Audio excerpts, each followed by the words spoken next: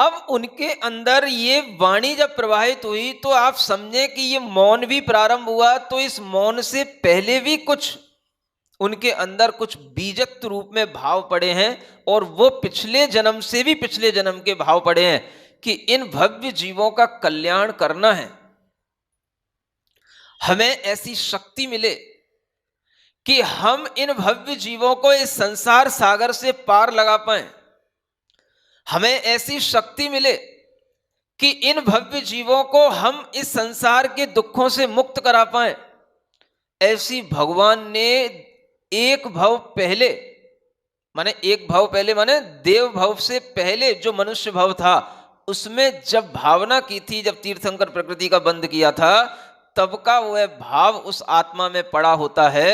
और वो जो करुणा, वो जो उनके अंदर सब जीवों के उद्धार का भाव, वो जो उनके अंदर प्रेम और मैत्री का भाव जो उनके अंदर उस समय का बीज के रूप में पड़ा होता है, वो अब इतने समय के बाद में वो फलीभूत होता है। और तब इस दिव्य उपदेश में इतनी दिव्यता आ जाती है कि असंख्याते जीव भगवान के समूह शरण में बैठ करके उठने की इच्छा नहीं करते, और यही सोचते रहते हैं कि भगवान की वाणी निरंतर होती ही रहे, टाइम नहीं देखते हैं। क्या समझ आ रहा है? इतने निश्चिंत हो जाते हैं। ये किसकी करुणा का प्रभाव है?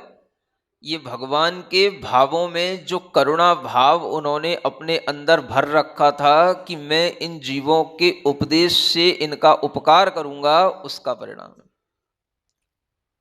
आपको पता है, जब ये दिव्य ध्वनि होती है, 6 घड़ी कितना हो गया? 1 घड़ी 24 मिनट की होती है। समझ आ रहा है? हाँ, तो 6 घड़ी में कितने मिनट हो गए?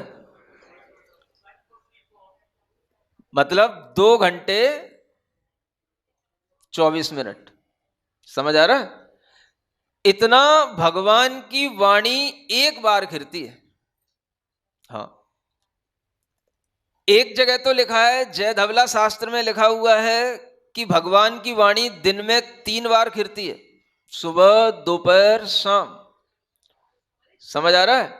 और एक जगह गोमट्टसार जीवकांड की टीका में लिखा हुआ है कि भगवान की वाणी दिन में भी 3 बार खिलती है और रात में भी अर्धरात्रि के समय खिलती है, 4 बार खिलती है। समझ आ रहा है? ऐसे 2 प्रकार के रेफरेंस मिलते हैं। माने भगवान की वाणी रात में भी 4 बार खिलती है, तो 2.5 घंटे तक एक बार लोग बैठ करके कम से कम सुनते हैं, इतनी वाणी खिलती है।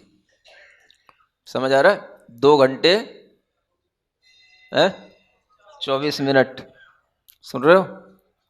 आप लोग कम से कम इतना ही कर लो कि कम से कम 24 मिनट के लिए ही हम अपने जीवन में कोई ऐसा भाव लाएं कि हम भगवान की वाणी से अपने आप को जोड़ने की कोशिश करें। 24 मिनट का मतलब 1 घड़ी। सुन रहे हो? 1 घड़ी के लिए भी यदि ये भाव आ जाए तो भी आपके लिए बहुत कुछ हो सकता है।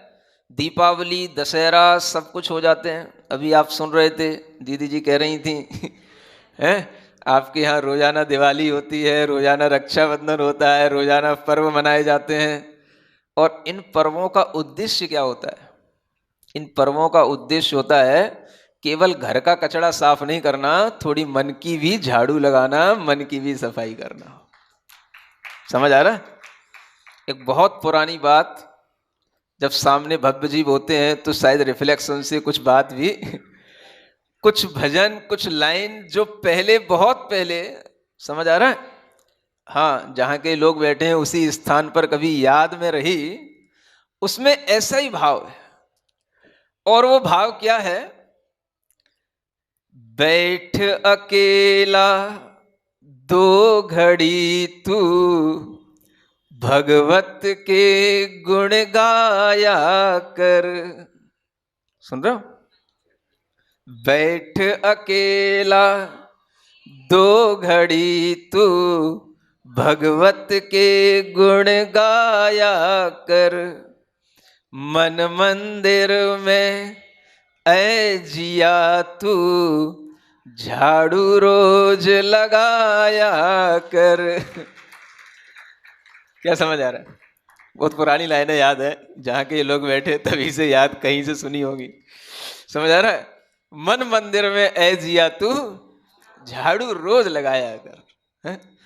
तो ये बात मार्के की है कि हमें रोजाना अपने मन मंदिर में झाड़ू लगानी चाहिए। क्या समझ आ रहा है? सोने में तूने रैन बिताई, दिन भर करता पाप रहा, इसी तरह बर्बाद जिंदगी करता अपने आप रहा, छोड़ कुसंगति को तू हरदम सत्संगति में आया कर, मन मंदिर में ऐ जिया तू झाड़ू रोज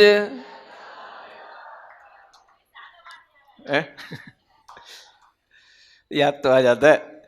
जब लोगों के काम की बात होती है तो लोगों के ही पुण्य से अपने आप निकल जाती है। समझ आ रहा है? अभी आप पढ़ रहे थे ना, भगवान की दिव्य ध्वनि से जुड़ी हुई एक बात और आप सुनते रहते हो हमेशा, पूजा में वो भी पढ़ते रहते हो, भवि भागन बस जोगे बसाए, है तुम ध्वनि सुनी हुए विभ्रम नशा। तो भव्य जीवों के भाग्य से भगवान की ध्वनि निकलती है, ये बात भी ठीक है, लेकिन ये बात और ज्यादा ध्यान में रखनी चाहिए कि तुम ध्वनि सुन है विभ्रम नशा है। क्या समझ आ रहा है? भ्रम दूर होने चाहिए। वाणी सुनने का प्रयोजन क्या होता है? हमारे भ्रम दूर हों, हमारे दिमाग में जो भ्रांतियां पड़ी हुई हैं वो भ्रांतियां दूर हों, हम थोड़ा सा अपने ज्ञान में और क्लियरिटी लाएं। और जिस तरीके की भ्रांतियां हमारे अंदर पड़ी रहती हैं उसी के कारण से हमारे अंदर कभी भी ये मन में निर्मलता नहीं आती, जिसके कारण से हमारे हृदय में कभी भी ऐसे भाव उत्पन्न नहीं हो पाते जो हमारी भावनाओं को और परिष्कृत करते चले जाएं और निर्मल बनाते चले जाएं। और उसका एक सबसे बड़ा जो एक आपके लिए कमी है वो ये है कि आप कभी भी अपने मन में झाड़ू नहीं लगाते हो। समझ आ रहा है? तो ये मन में झाड़ू लगाने का काम शुरू करो। कैसे होगा ये? कम से कम एक घड़ी तो निकालो। एक घड़ी का मतलब 24 मिनट्स। कम से कम एक घड़ी तो शांति से बैठो और शांति से बैठ कर के क्या सुनो, क्या देखो, क्या महसूस करो। एक भाव ऐसा आना चाहिए कि हम 24 मिनट के लिए जब हम भगवान की दिव्य ध्वनि हो रही है या हम ऐसा दिव्य ध्वनि को सुन रहे हैं तो हम केवल मौन पूर्वक उस दिव्य ध्वनि का आनंद ले रहे हैं। समझ आ रहा है? देखो, अगर भगवान बोल रहे हैं और श्रोता अगर बीच में बोलेंगे तो भगवान की वाणी का आनंद नहीं आएगा। तो श्रोता उस समय पर क्या होते हैं? बिल्कुल मौन होते हैं। आप 2 घंटे 24 मिनट तक मौन नहीं रह सकते, कोई बात नहीं, कम से कम अपने लिए एक भाव बनाओ कि मैं बिल्कुल 24 मिनट मौन से निकालूंगा। समझ आ रहा है? अगर आप मानसिक शांति चाहते हो तो एक अभ्यास करना सीखो, है ना? चाहे भले ही दुकानदार हो, कितनी दुकान चलती हो, चाहे किताबों की दुकान हो, चाहे लकड़ी की दुकान हो, किसी की दुकान हो, समझ में आ रहा है? तो वह किसी भी प्रकार से दिन भर में 24 मिनट का समय निकालो जब हम बिल्कुल शांति से बैठे हो। समझ आ रहा है? वो समय निकल सकता है, वो समय आपको निकालना है। चाहे किराने की दुकान वाले हो, चाहे हलवाई की दुकान वाले हो, समझ आ रहा है, चाहे किताब की दुकान वाले हो, क्या हम अपने जीवन में 24 घंटे के दिन रात में सोने के अलावा, सोने में काउंट मत कर लेना, बहुत होशियार लोग होते हैं, सोने के अलावा जागते हुए क्या हम अपने 18 घंटे अगर मान लो जागते हैं, कम से कम 18 घंटे जागते हो?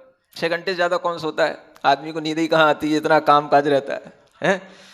अगर आप 18 घंटे जागते हो, 16 घंटे भी जागते हो, तो कम से कम 16 घंटे में केवल 24 मिनट्स की बात है। समझ आ रहा है ना? इसका अगर हम कोई रेशियो निकालें तो कहीं से कहीं तक नहीं बैठता है। केवल 24 मिनट्स फॉर आवर सेल्फ। क्या समझ में आ रहा है? मतलब 24 मिनट केवल अपने लिए, उसमें किसी का कोई डिस्टरबेंस नहीं, ज्यादा टाइम नहीं। गिनती से आप अलार्म अपनी मोबाइल में लगा करके रख लो, बस 24 मिनट में क्या करूंगा, सिर्फ शांत बैठूंगा, शांत बैठूंगा, कुछ नहीं पढ़ूंगा, लमोकार नहीं पढ़ूंगा, कुछ नहीं पढ़ूंगा, कोई चीज पढ़ने की जरूरत नहीं, आपको सिर्फ शांत बैठना है, सिर्फ शांत। समझ आ रहा है? ये मुश्किल है। तो फिर नमोकार में तो आप कितने ही टाइम निकाल दोगे, उससे कुछ होना जाना नहीं है। समझ आ रहा है? आप बस वो करते रहोगे, नमो रंता नमो सिद्धाणम। मन की सफाई थोड़ी देर जब हम शांत मन से अपने आप को देखेंगे तब होगी। समझ आ रहा है? और जब हमारे मन में इस तरीके का भाव आएगा कि हम पहले शांत हो जाएं, तब जाकर के कोई नमोकार मंत्र आदि का प्रभाव, कोई जाप आदि का कार्य, उसका प्रभाव आपके ऊपर पड़ता है। और उसके लिए आपको एक अभ्यास यदि ये होने में आ जाए कि हम 24 मिनट के लिए केवल इस प्रकार से शांत बैठे हैं कि मानो भगवान की वाणी चल रही है, समौ शरण में हम बैठे हैं, भगवान की वाणी चारों ओर गूंज रही है, हम उसे केवल सुनने के लिए अपने कान लगाए बैठे हैं। समझ आ रहा? हमें और किसी की कुछ नहीं सुनना, कोई आवाज नहीं सुनना, किसी की बात नहीं सुनना, यहां तक कि मुझे अपने मन की भी बात नहीं सुनना। कोई मन में विचार आ रहा हो तो उसको भी नहीं सुनना। हम केवल शांति से बैठेंगे, ये देखते हुए कि भगवान के समौ शरण में हम बैठे हैं, बीचों बीच में भगवान विराजमान है, गंधकुटी के ऊपर, सिंहासन के ऊपर भगवान विराजमान है। हम बस भगवान के सामने बैठे हैं और शांति से हम केवल सुन रहे हैं। हमें नहीं मालूम कि हमें क्या सुनने में आ रहा है, लेकिन हमें लग रहा है हमें सुनने में आ रहा है। क्या सुन रहे हो? एक बहुत बड़ी अच्छी प्रैक्टिस आपको बता रहा हूं। समझ आ रहा है? मन को शांत करने के लिए, मन को परमात्मा से, प्रभु से, भगवान से, अंतरंग से जोड़ने के लिए, और मन को एक इस तरह की ऊर्जा से भरने के लिए कि मुझे कोई दिव्य बात हमारे अंदर प्रवेश कर रही है, हमारे हृदय में कोई दिव्य वाणी आ रही है, इस तरह की फीलिंग लाओ पहले। क्या समझ आ रहा है? जब आप इस भाव में बैठोगे तो आपके अंदर इस तरह के अच्छे अच्छे विचार अपने आप आएंगे कि वो आपके जीवन की उन्नति में सहायक बनेंगे। क्या समझ आ रहा है? अक्सर होता क्या है, आप जो बाहर देख लेते हो उन्हीं विचारों में उलझे रहते हो, और उन विचारों में उलझने से कभी भी हमारी कोई समस्या का समाधान नहीं होता और हम किसी भी लाइन में कोई प्रोग्रेस नहीं कर पाते। आपको पता नहीं होता कि हमारा अंतर्मन क्या कह रहा है। हम अपने अंतर्मन की भी कभी आवाज सुनने के लिए अपने को समय नहीं देते हैं। क्या समझ आ रहा है? दूसरे की ही आवाज सुनते रहते हैं। अपनी भावना, अपना ज्ञान, अपने अंदर भी एक इंट्यूशन होता है। उस इंट्यूशन के लिए ये प्रोसेस होता है कि आखिर हम क्या बनना चाहते हैं, हम क्या होना चाहते हैं, हमें किससे कैसे भाव करना चाहिए, हमें किसके बारे में क्या सोचना चाहिए। इसके लिए आपको अपने आप ज्ञान मिलता चला जाएगा अगर आप केवल 24 मिनट के लिए खाली हो जाए तो। सुन रहे हो? और इस इंट्यूशन के बिना आप उस दिशा में कभी नहीं बढ़ पाओगे जिस दिशा में चल करके आपके लिए सफलता मिलनी है और जिसके लिए आपका ये जीवन बना है। समझ आ रहा है? तो अब आपको थोड़ी देर के लिए वही प्रक्रिया समझाई जाएगी। ठीक है ना? 24 मिनट तो आप अपने घर पर करना है, लेकिन एक 5-7 मिनट के लिए आप कैसे उस प्रक्रिया से जुड़ सकते हो आपको थोड़ा सा बताया जाता है कि हम अपने मन को कैसे साफ करें और अपने मन को कैसे निश्चिंत बनाएं और अपनी भीतरी आवाज को कैसे सुने। ठीक? कोई ऐसे लोग हैं जो 24 मिनट के लिए शांत मौन बैठ करके, है ना, इस तरीके से अपना भाव बनाएंगे कि हाँ हम 24 मिनट एक निकालेंगे। महिलाएं तो बहुत जल्दी तैयार हो जाती हैं। हाँ, सिरसागंज के भी लोग हैं। चलो बहुत बढ़िया, सबके लिए आशीर्वाद। एक करना, आपको बहुत इससे प्रेरणा मिलेगी और आपका जीवन एक सही दिशा में अच्छे ढंग से चलेगा। तो सीधे बैठते हैं, सीधी करें, गर्दन सीधी, आंखें बंद। अपने दिमाग में चल रहे अनेक विचारों से मुक्ति के लिए, भाव शुद्धि के लिए 3 बार ओम अरहम नमः का एक दीर्घ नाद करेंगे। ओ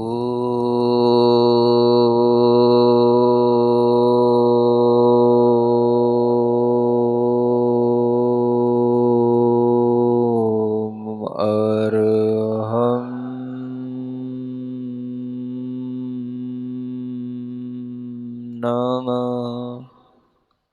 ओम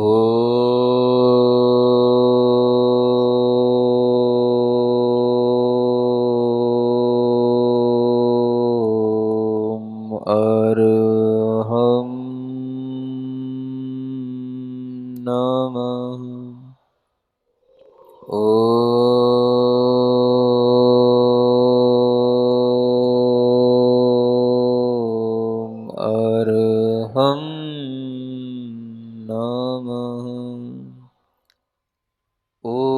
अरहं नमः। ओम अरहं नमः। ओम अरहं नमः। ओम अरहं नमः। ओम अरहं नमः। ओम अरहं नमः। ओम अरहं नमः। ओम अरहं नमः। ओम अरहं नमः। ओम अरहं नमः। ओम अरहं नमः। ओम अरहं नमः। ओम अरहं नमः। ओम अरहं नमः। अपनी हथेलियां घिसकर आंखों पर रखें। ओम अरहं परम शांति। परम शांति। परम शांति। सभी लोग जिनवाणी करेंगे। श्री जिनवाणी जग कल्याणी जग जन मदतम मोहरी जड़मण हारी जड़हर हारी जम जरा भय रोग हरि तिथिराणम दिव्यझुणिम जो पढ़ई सुनई मय्ये धारई राणम सौखमणंतम धैर्य सासद मोक्ष पदम पावई णाणम सौखमणंतम धैर्य सासद मोक्ष पदम पावई। 9 वर्णों का